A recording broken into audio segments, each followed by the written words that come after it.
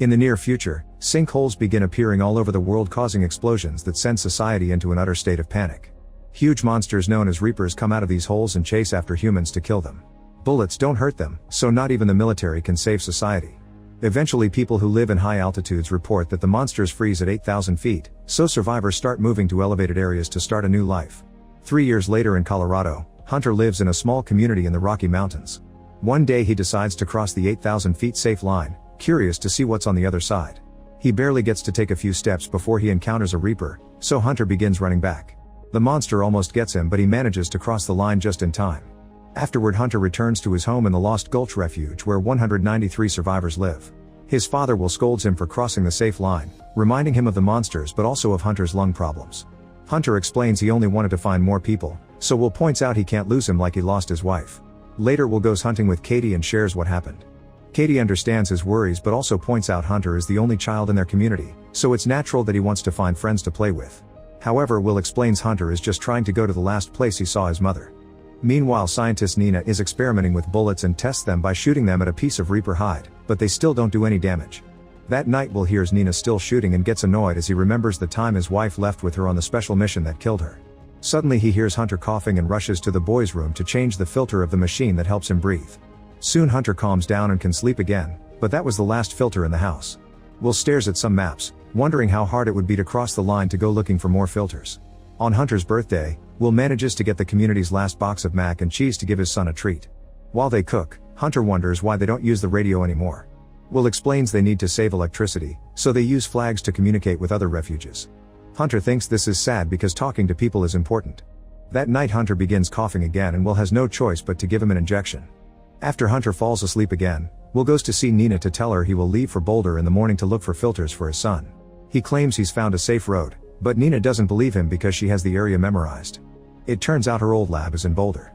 Will wants her to come with him because she studied the Reapers for years and survived the last trip she made. However, Nina points out she only got lucky and Will's wife did die during that trip.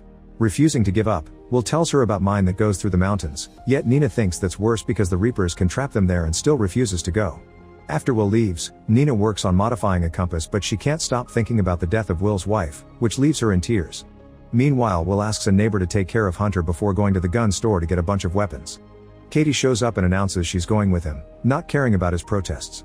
Nina also gives in and agrees to come while mocking Katie because she has no experience and will be a burden. Will says goodbye to Hunter and promises he'll come back, but the boy points out his mom said the same thing. The trio finally leaves and Nina continues to be rude to Katie, so Will tells her to behave. Nina then explains that Reapers emit high bioelectromagnetic pulses and her modified compass can detect them when they're within a half mile. After a long walk, they find the Elba Fire Road and the 8,000 feet line. Once the compass confirms there are no monsters nearby, the trio crosses the line and starts going down. Moments later they find some abandoned trucks, so they search them for supplies. They get some flares, ammo, and even a grenade launcher that Katie knows how to use. Nina also finds a Reaper scale and takes some time to gather a sample.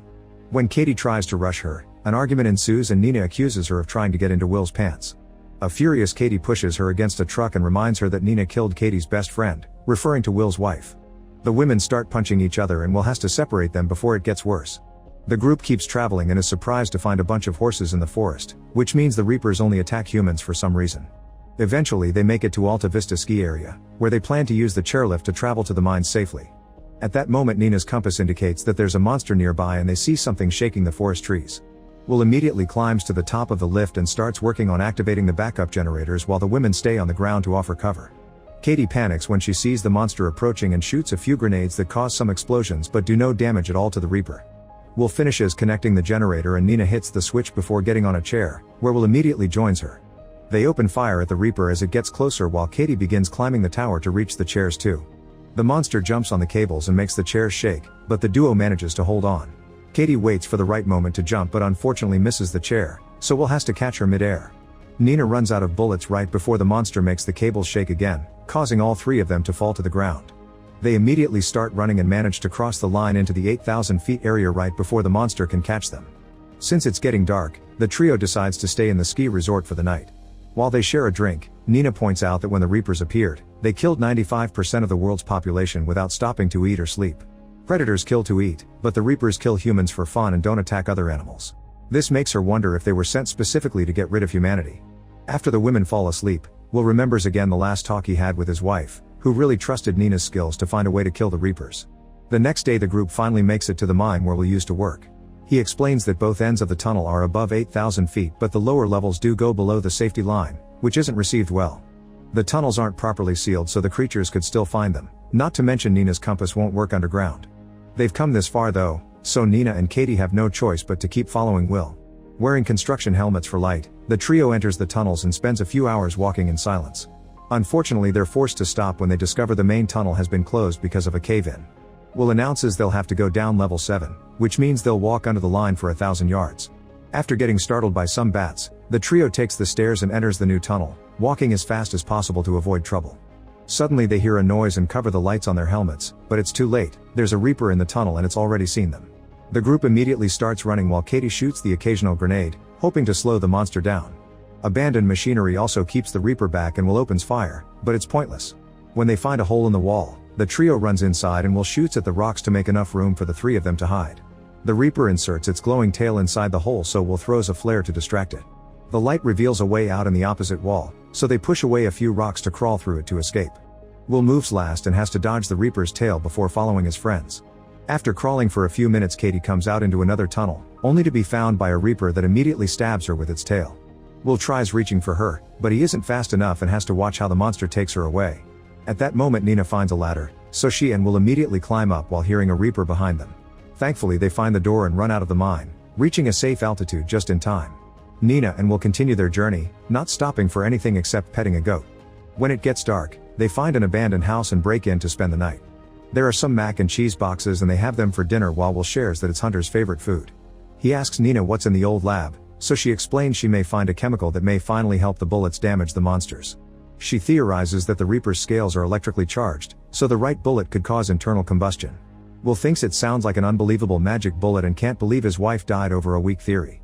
The next day they take the truck from the house and use it to cross the line as fast as possible, going through a town that has been taken over by animals.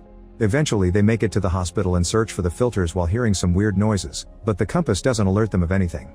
They have to go to the last floor to finally find the filters, then they start running to escape. Suddenly a Reaper pierces a wall and the duo has to move quickly to dodge those huge claws. They still bump against a bunch of furniture on their way out and get hit by falling debris every time the Reaper destroys a wall or window. Suddenly the monster's tail reaches through a wall and captures Will, so Nina grabs the fire axe and hits the tail with it until the monster lets go of her friend. Then Nina opens a gas canister to fill the corridors with fog, hoping it'll provide some cover.